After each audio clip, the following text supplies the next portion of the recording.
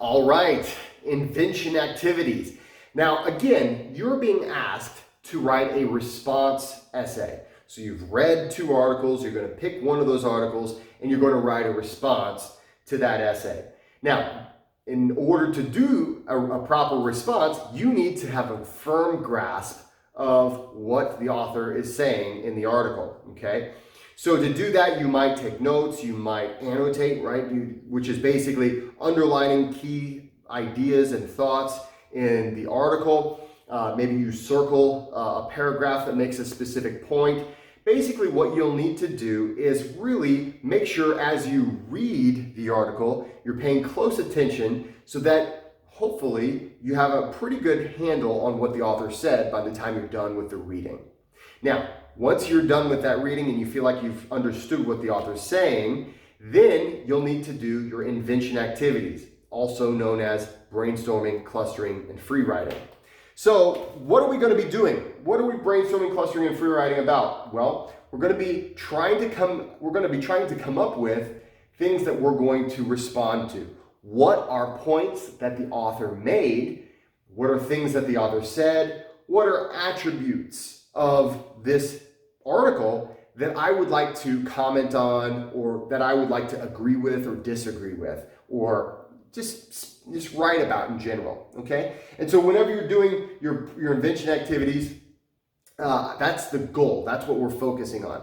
Now for this assignment, you only have to do one out of the three. So on the first essay, you had to brainstorm, cluster, and free write. For this one, you just choose whichever one you want to do. If you want to do more than one, that's fine, but you have to do at least one. And let's suppose you're brainstorming, okay? So if you're brainstorming, what you're going to do is you're going to put maybe the title of the article here, and then you're going to come up with a list of all the points that the author made. As many things that the author specifically made a point to talk about. Now, that's different than making a list of all the sentences, right? Think about this.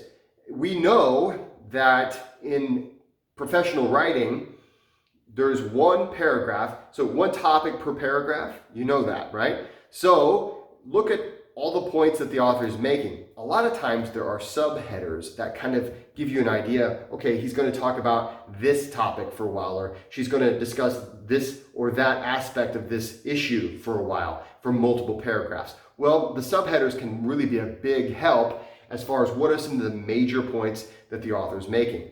What I want you to do for your brainstorming, clustering, or free writing is come up with a list of things that you might respond to.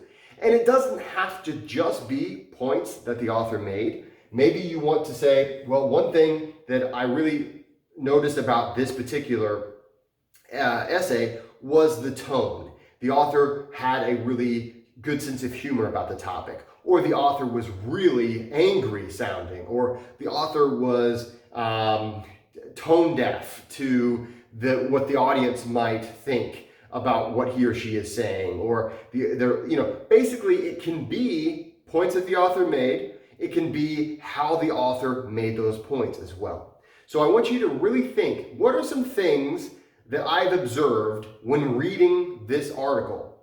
And you're going to make a list, okay? If you do brainstorming, maybe you're going to do clustering.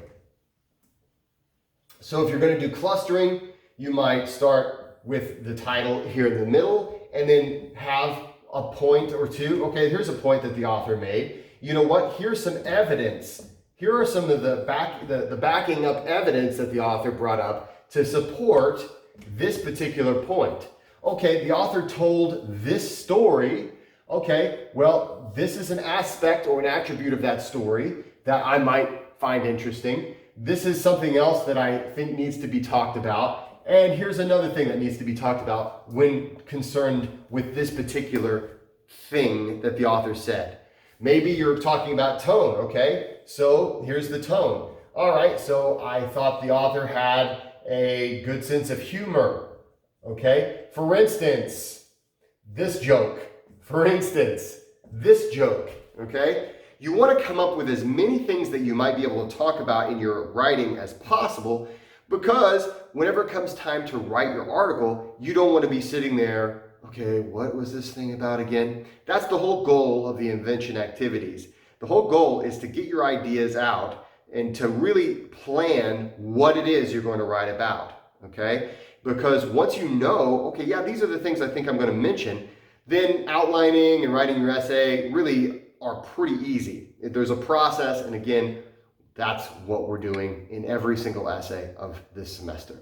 Of course, if you're not going to brainstorm or cluster, you can also do free writing. Free writing is definitely always available to you, and it is very easy. Basically, just write, just let your ideas flow. Now, that I would please don't try to hand that in as an essay, okay? Because just letting your ideas flow, it's not going to be organized. It's going to be kind of just spur of the moment thoughts that come to your head. It's not a good start. So it's a great way to get ideas out.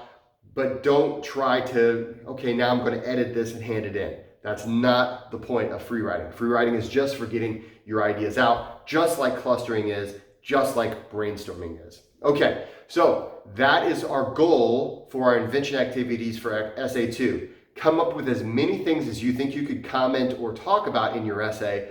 Make sure that you're clear on that before you move to the next step. All right, go ahead and get started.